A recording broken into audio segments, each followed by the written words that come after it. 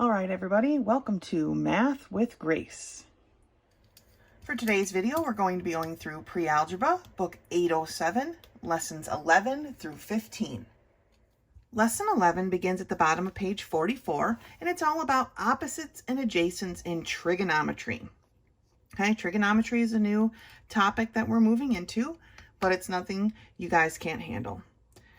Trigonometry is a branch of mathematics that deals with relationships of the sides and angles of right triangles, okay? Figure 1 and 2, and all the figures in this section are right triangles, and we know that because of this box, right? This little box in the corner tells us that this angle is our right angle. This is our 90-degree angle. It's a little square. Squares have 90-degree angles, right? So we mark our 90-degree angle with that little box. That tells us that this is a right triangle, okay? That's our hint. Now, the longest side of a right triangle is the hypotenuse. The hypotenuse is always across from the right angle. So here's our right angle. This angle opens like this, right? Like this, okay? Opens like this. Well, how big does it open? It opens the hypotenuse, okay? It's the opposite of the right angle is the hypotenuse, always. And it's always the largest because the 90-degree angle in our right triangle is the largest angle in our right triangle. Remember, this angle plus this angle plus this angle can only be a 180 degrees. So if this one here is 90, that only leaves me 90 degrees for both of these together. So they will never be larger than this one, all right? Because these two together equal this one. So they can never be larger than this 90-degree angle. So the hypotenuse is always the longest side. Now, sometimes it won't necessarily look like the longest side, but it always is the longest side. So now, as we're moving forward and we're talking about opposites and adjacents, okay? They've labeled it here. Well, how do they know that this is the opposite? Well, see this little swoosh mark they put on this angle? They're saying that this is the angle now that they're dealing with. Wherever this swoosh mark is, that's the angle that they're working with, okay? So this side is opposite this swoosh because that's how big that swoosh angle opens, right? If you think of just the angle part, this is how big it opens. Adjacent means right next to, okay? So this side is opposite this angle. You could even draw arrows if you want. I do that quite a bit. And this side is adjacent because it touches the angle, right? They're touching right here. The angle comes down. This adjacent side is actually one side of this angle. All right, let's go to the top of page 45. Opposite side and adjacent side. So the opposite side is always the side of the triangle opposite the angle with the arc. Okay, here's the arc. I called it a swoosh. I'll call it a swoosh continuously, and I might call it an arc sometimes. Okay, this is the opposite side. This is always our hypotenuse, and I like to label it with an H just so I know what we're dealing with. Okay, so I don't get distracted. Now, the adjacent side is adjacent or next to the marked angle, or the arc, or the swoosh, okay? It's always one side, they use the word leg, but I'm not a big fan of that, of the marked angle. It's always one side of it, right? If you were to pull this angle out by itself outside of this triangle, it would look like this. Okay? And this side would be 4. So it's always the side touching the angle. Right? Now, if we were working this with this angle up here, then this would be the opposite. This would be the adjacent. The hypotenuse is always the hypotenuse. All right? It never changes. No matter which angle we're working with, it's always the hypotenuse. All right, so let's take a look at these problems here at the bottom of page 45. They want us to label the different parts of these triangles. Now, remember, you're making your labels based on this swoosh, okay, this arc. So, first of all, what is the hypotenuse for figure 1? Okay, we want to look to our right triangle, our right angle, and look at the opposite. Where does that angle open up to? Well, it opens to this 10, right? So 10 is our hypotenuse. Well, what about our opposite side? where does this angle open up to? And we can draw an arrow. We just marked our hypotenuse. It opens up to the 6. And which is adjacent? Which side is touching this arc? The arc is touching the 8. All right? This is how we're labeling our different parts, and we're going to use those different parts as we move forward, but this lesson, we're just labeling them. So figure 2, right here. What is our hypotenuse? Well, here's our right angle. And how big is it opening up? Where is it opening up to? It's opening up to this 13, right? Here's our arc now. So let's look for our opposite of our arc. Well, our arc is here. Where does it open up to? It opens to this 12. This 12 is opposite our angle, our marked angle, okay? And what side is touching our marked angle? Not the hypotenuse, but what side is touching our marked angle is the 5. Okay, we never want to choose the hypotenuse, even though it's technically touching it, but the hypotenuse is special. It has its own place, okay? Number 3, here's this figure. Here's our right angle. So where is our hypotenuse? Where does it open up to? Okay, it's the 13. So our hypotenuse is 13. This is the angle that we're working with now. And so what is opposite this angle? If we draw our arrow, we'll see that it's the 5.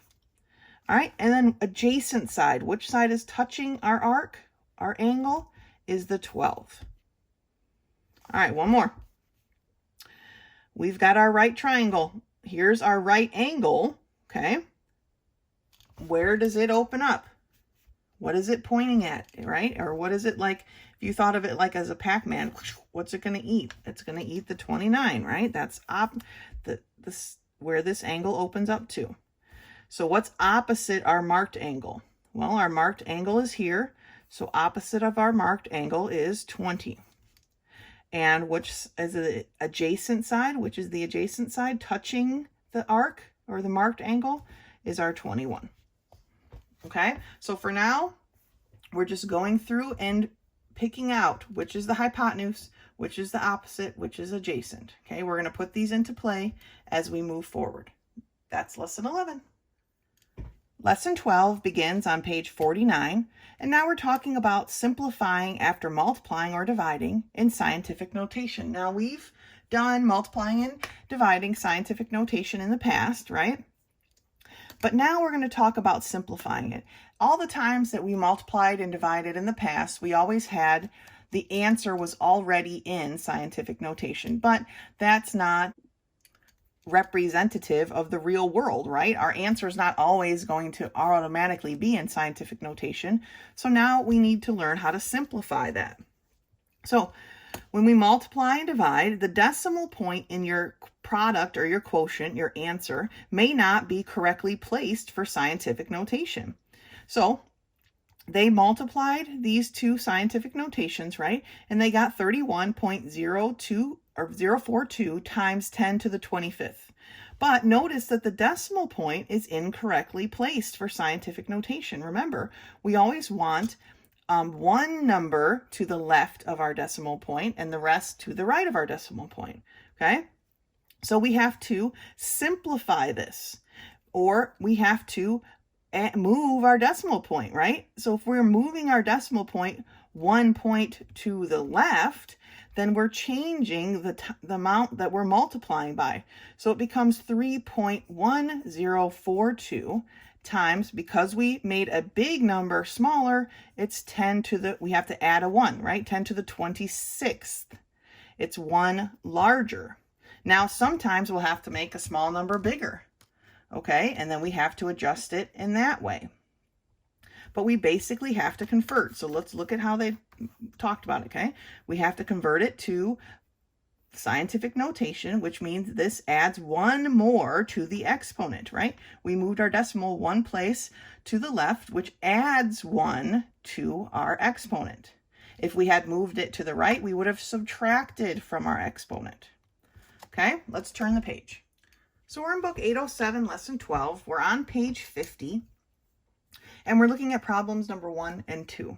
Now, number 1, they started for us and they just want us to finish it. I'm going to walk us through the steps as just a review on how to multiply scientific notation. So we've got 7.2 times 10 to the negative 6th times 4 times 10 to the negative 7th. Now remember, first we want to group the first set of numbers, right? So 7.2 times 4, and then we group our tens, right? 10 to the negative 6th times 10 to the negative 7th. When we're multiplying, we're adding. We basically add our exponents, right?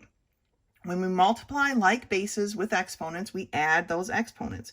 But first, let's do our 7.2 times 4. Well, 7.2 times 4 is 28.8, right? Times, and what are our tens here?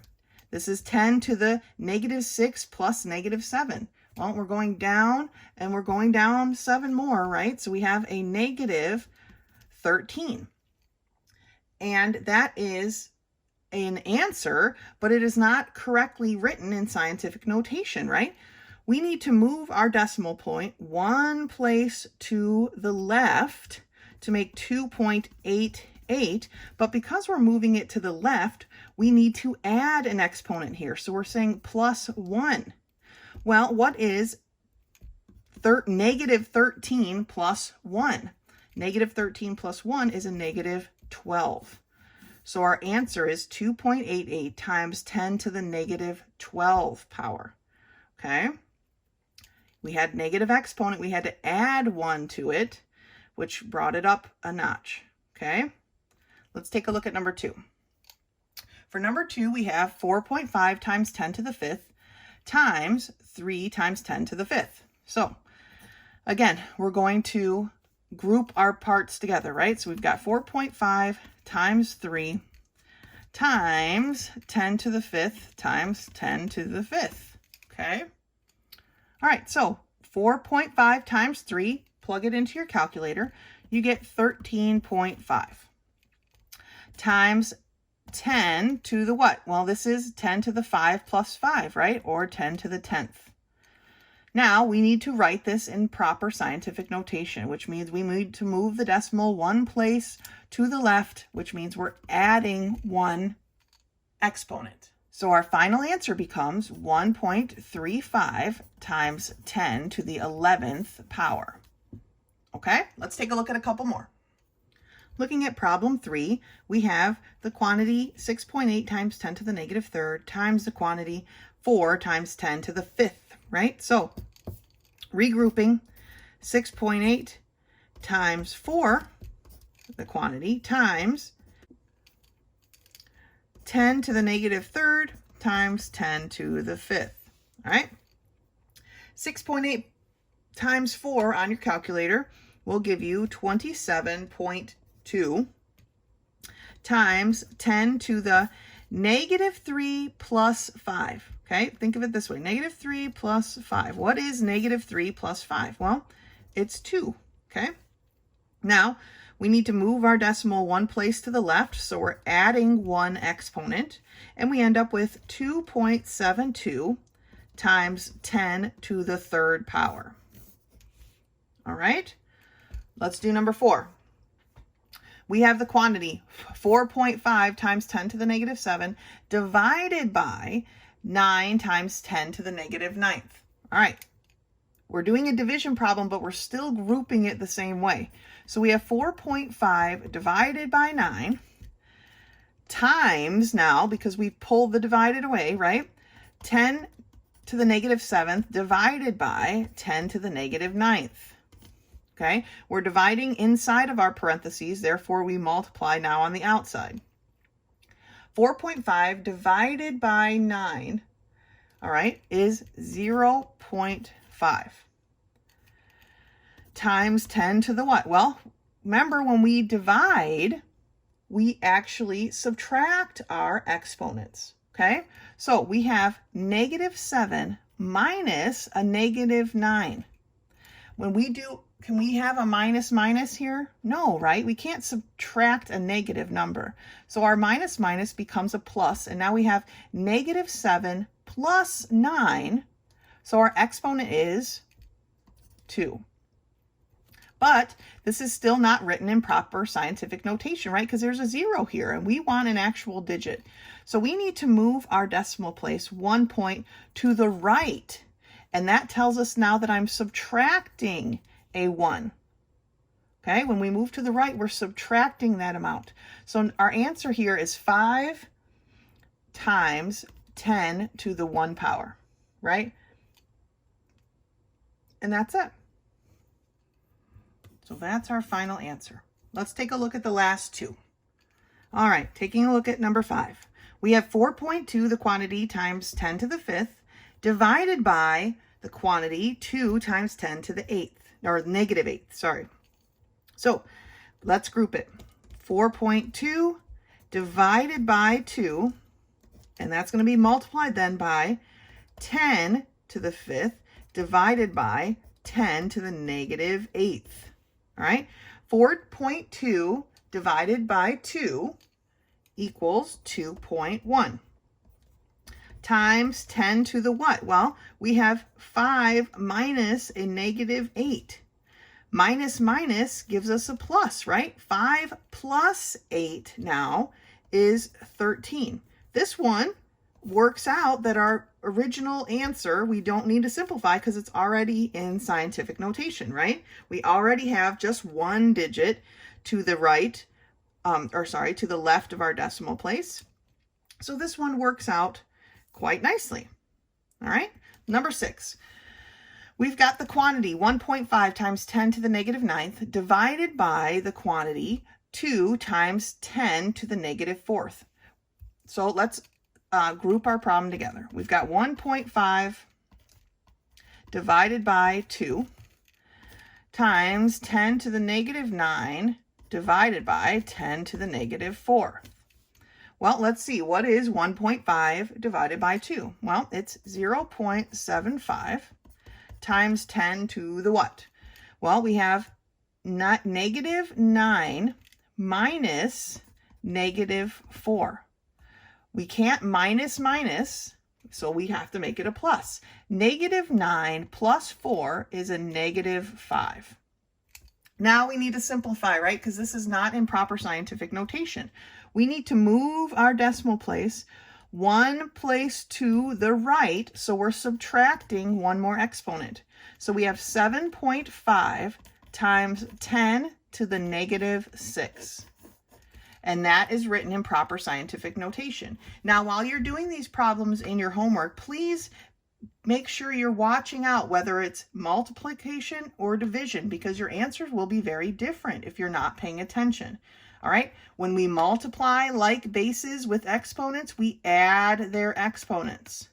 When we're dividing like bases with exponents, we subtract, okay, their exponents. In every case here, our subtraction was a minus minus, so we ended up adding, but we subtracted our exponents, all right? And then we simplified. If we had to move our decimal point to the left, we add one exponent. If you have to move your decimal point to the right, then you subtract one exponent. All right, so that's simplifying scientific notation. Good job. Lesson 13 begins on the bottom of page 53, and it's all about unit prices to the tenths of a cent. Now, here's where this comes in handy, okay? You're grocery shopping, you're standing in the cookie aisle, and you see your pack of your favorite cookies, right? Oreo cookies, let's say. And they've got the family pack, which comes with a lot more Oreos, right? And they've got the regular pack. Well, which one is actually the best price? Because you can't really compare the price of the family pack to the price of the regular pack, because the family pack has more cookies in it. It's the family pack or the party pack or whatever the heck they call it. Well, in order to compare prices of different sizes of packages of the same product, we need to find the unit price. The unit price is the cost for 1 unit of whatever measurement the package contains, whether it's pounds, ounces, feet, grams, pieces, or whatever, okay? Usually when you're dealing with cookies and those types of things, it's ounces, right? It's the price per ounce. The unit price is found by dividing the cost of the item by the number of units the item contains. All right. And I'm not talking about the number of cookies, but the weight. All right. Usually packages have the weight listed on there. Sometimes it's in grams and sometimes it's in ounces.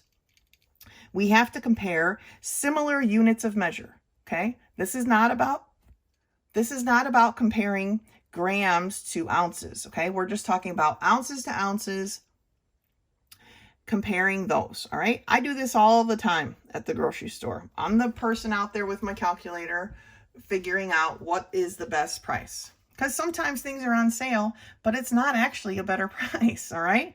And if you're not paying close attention, you'll end up spending more. So here's our example, number 1. 32 ounces of insect spray costs $10.57. Well, if we take that $10.57 and divide it by 32, we'll figure out that 1 ounce of insect spray is 0.330, blah, blah, blah, blah, okay? They rounded it to $0.33 per ounce, or they rewrote it as 33 cents per ounce. All right. Here, paper plates cost $2. 150 of them cost $2.89. So we take $2.89, divide it by 150, and we get 0.01926, and there's 6 repeats. They round it then to 0.019 cents per plate. So it's almost 2 cents per plate. All right. And then they write 1.9 cents per plate. So almost 2 cents per plate. So then you can check it against another one. What's the other brand of paper plates? Maybe you get 120 plates for $2.60. Is that a better price per plate? Are you actually saving money? Okay, my husband and I went to the store this weekend, and we were buying sunflower seeds for the birds. We like to feed the birds. They had a 20-pound bag and they had a 50-pound bag. Well, which one was the better price? I had to figure out how much each bag cost per pound and then decide which bag was the better price. And so that's what we're doing here. So let's turn the page and take a look at these. So we're in Unit 7, Lesson 13, page 54. We're going to look at these first 3 problems, and they ask us to find the unit price to the nearest tenth of a cent. Okay? Tenth of a cent, which means they want us to write our answer as cents instead of dollars. Okay? So we have 48 ounces for $1.48. This is number 1. So you're going to take $1.48 and divide it by 48 ounces. And that gives you 0.0308. Okay, definitely needing our calculator for these problems. Now, they want us to round to, this is dollars, by the way. Remember, we're working with dollars. So your answer for all of these is going to be dollars until you convert it to cents. So they want you to round to the nearest tenth of a cent. Well, first, let's round this to cents in general. It would be 3.08 cents, right? Now they want us to round this 0 based on this 8. And so we get 3.1 cents. Okay? 3.1 cents per ounce is what this item costs. Okay, let's look at number 2. We've got 4 pounds for $1.29. So we take $1.29 divided by 4. When we do that, we get 0.3225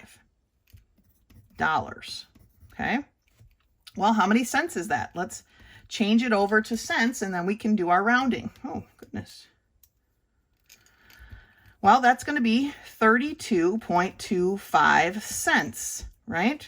That's 32 cents, 32.25 cents. Now, let's round. We're rounding our 2 based on our 5, right?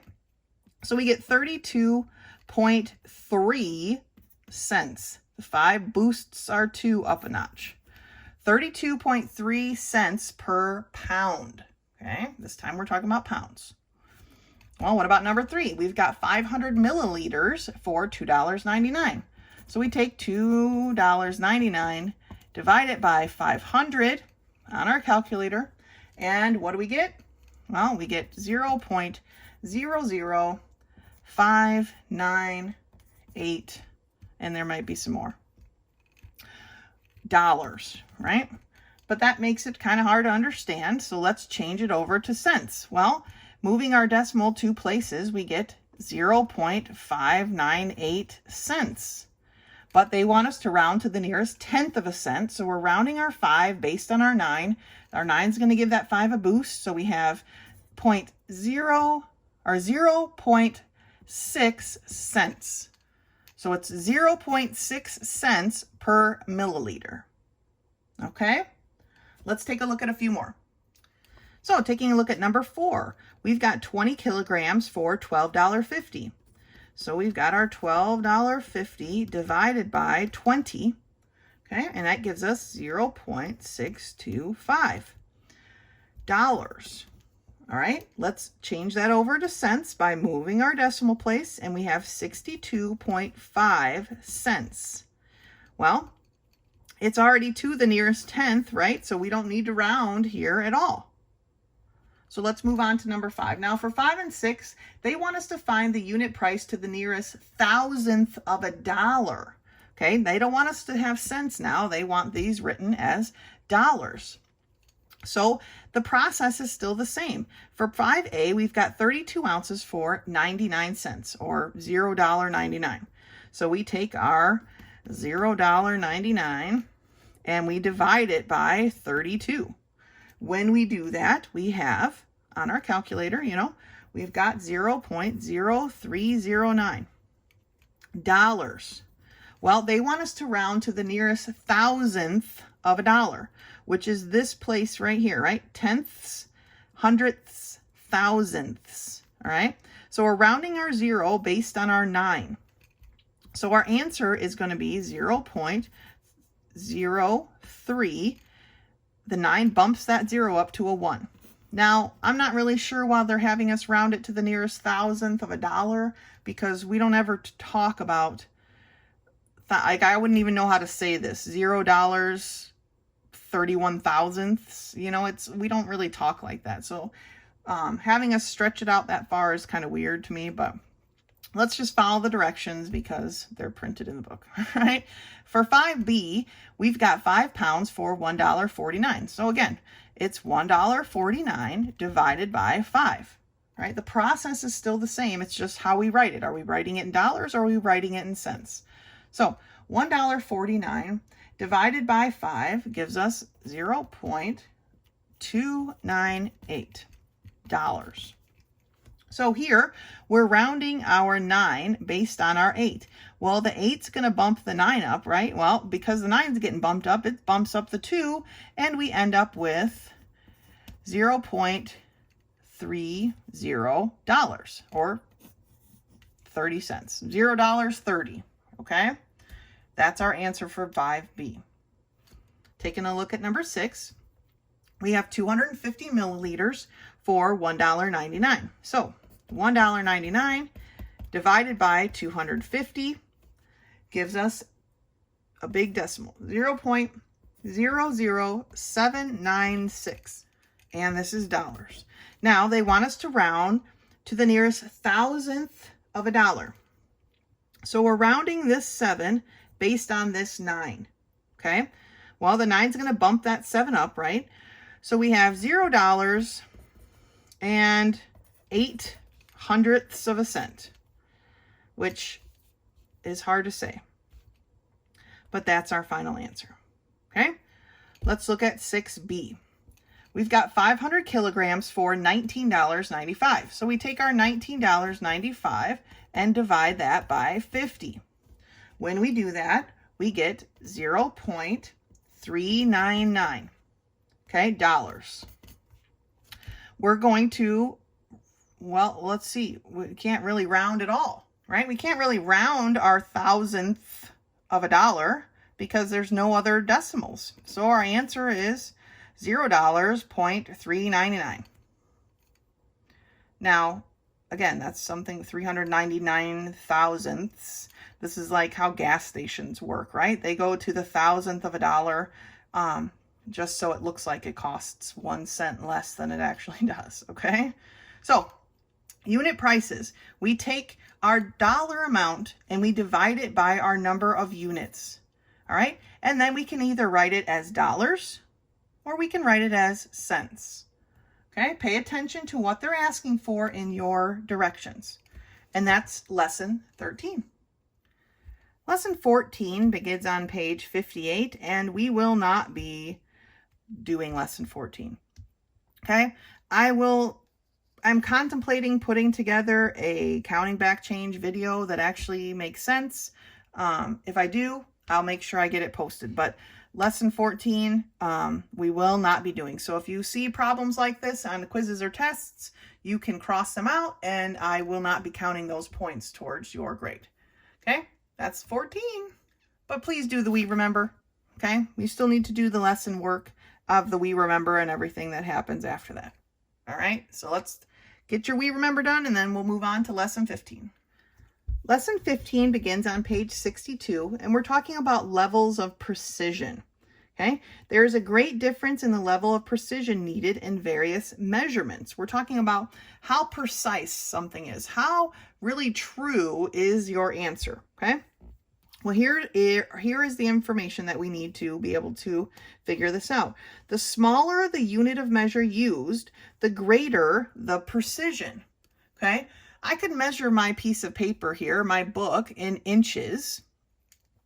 But if I measure it in millimeters, that would be a greater sense of precision because it's a smaller unit of measure. It's going to be more precise, okay? Measuring to the nearest gram is more precise than measuring to the nearest kilogram, right?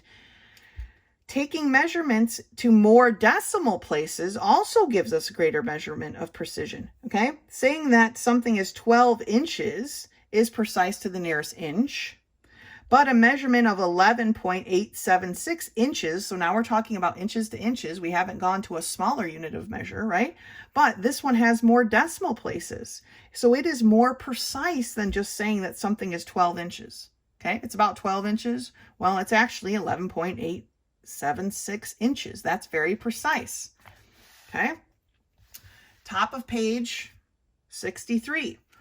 It reads that we often drop zeros at the end of our decimals because the value of the number does not change. Well, with measurements, those zeros may indicate a greater level of precision. 4.2 liters and 4.20 liters are exactly the same number, right? But the 4.2 liters indicates that the measurement was taken to the nearest hundredth of a liter, okay, rather than the nearest tenth of a liter. So the measurement of 4.20 liters is more precise than the measurement of 4.2 liters, okay? They took the time to measure this one to the nearest hundredth of a liter, while this one they only measured to the nearest tenth of a liter. So this first section here, they just want us to circle the more precise measurements of these pairs. So for number 1A, we have got 14 kilograms or 14 grams. Which one is more precise? Well, our grams is going to be more precise because it's a smaller unit of measure. All right. What about here? We've got 4 5/16 of an inch compared to 3 3/4 of an inch. In this case, we have inches to inches, so our unit of measure isn't different. But for this number here, it goes to a greater set of decimals. The measurement is to a smaller measurement. We're talking about 16ths here instead of fourths. Here they broke our inch into 16 pieces. Here they only broke our inch into 4 pieces. So this number here is the greater precision because it took the inch and broke it down into smaller bits and was able to measure it that way. All right. 1C asks us between 10.1 liters or 0.34 liters. So again, same unit of measure. So which one's more precise? Well, our 0.34 liters is more precise because it goes to a smaller decimal. Okay, it goes to the hundredths instead of just the tenths. So let's look at number 2. We've got 26 kilometers compared to 26.0 kilometers. So again, like we were talking about right up here, our 26.0 kilometers is the more precise measurement because they took the time to measure it to the 10th of a kilometer. Okay? What about here?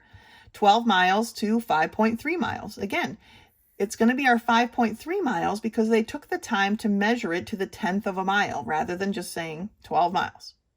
Okay? And number 2C asks us which is more precise, 4 cups or 14 fluid ounces. Well, 14 fluid ounces is going to be more precise because it's a smaller unit of measure. All right, let's take a look at the next set of work here. So looking at number 3, they've done it for you. And the directions read, add or subtract, and then round to the precision of the least precise measure given. So we have to be able to estimate. Number 3 is done for you, but I'm going to use it as our example. We have 14.1 grams plus 6.253 grams, right? The 6.253 grams is far more precise than the 14.1 grams, but because we have this measurement that is least precise, that is as far as we can go when we round. Because this is the least precise, that's as far as we can go, and it's to the tenths. So it kind of dictates where we can round to, because if we wrote our answer to the thousandth of a gram, that would misrepresent our data, because this data here did not go to the thousandth of a gram. So we're giving our answer to make it look nicer, like we did more work than we actually did. Does that make sense? So because this is the least precise, that is how far we can round our answer. So that's what they want you to do. So you're going to get out your calculator. You're going to add up these numbers, 5.3, 2.38, and 7, and you're going to get an answer, okay? So for number 4, the answer, once you add all these up, is 14.68 meters, okay? But we can't write that as our answer because it misrepresents our data, because this 7 is our least precise measurement, right? This goes to the 10th, this goes to the 100th, but this one is just one number, one whole number. It doesn't have any decimals. It is the least precise, and therefore that's how we have to represent our data. So we're rounding this 4 based on our 6. And so it's about, and that's what these squiggly equal sign means, it's about 15 meters. So moving on to number 5, we have 8.2 centimeters squared minus 16 centimeters squared. Well, if we just put it into our calculator, right, 8.2 minus, it's not 16, minus 0.16, I was going to say that's a interesting measurement we're going to get here. 0.16 centimeters squared. And what do we get? Well, we get 8.04, right? But that would be misrepresenting our data, because here is our least precise measurement. It only goes to the 10th of a centimeter squared. So we're rounding our 0 based on our 4, and so it doesn't change at all. But here's how we write that then. We're going to write it as 8.0 centimeters squared, because at the very least, it shows that we did measure to the 10th of a centimeter. If you left off that 0, it would make our number even less precise. But by putting that 8.0, that shows the precision that we did measure to the 10th of a centimeter. Okay? We don't ever want to misrepresent our data. We don't want to make our data look better than it actually was, because we could have cheated the whole time and had 7 meters and 8 meters and 14 meters and 2 meters and then plus 2.38, and we write our answer with 2 decimals, but that totally misrepresents our data, okay? We want to make sure we're being truthful in our work. So let's look at number 6, last one. 2.479 inches minus 0.15 inches. All right, well, putting it into your calculator, your answer comes out as 2.329. But again, we don't want to misrepresent our data. This 0.15 inches is our least precise because we only go to the 100th of an inch Okay, where here we went to the 1,000th of an inch. So we have to round our 2 based on our 9. Now our 9 is going to bump that 2 up. So it's approximately 2.33 inches. Okay, anytime we have to round, our answer is not a true answer. Okay, if we have to round something, our answer isn't really exact. And that's why they're using these squiggly equal signs, because it's not exactly equal to that. It's exactly equal to this, right? But this misrepresents our data. So we have to say it's approximately 2.33 inches. Okay, so when we're talking about precision, the smallest unit of measure is more precise. Okay, the more decimal places we go to, the more precise that we are. But when we're adding and subtracting our unit of measures, we can only round to our least precise measurement. Otherwise, we are misrepresenting our data. All right, that's the end of lesson 15. If questions come up, you know how to reach me via text or in my office hours. Otherwise, until next time.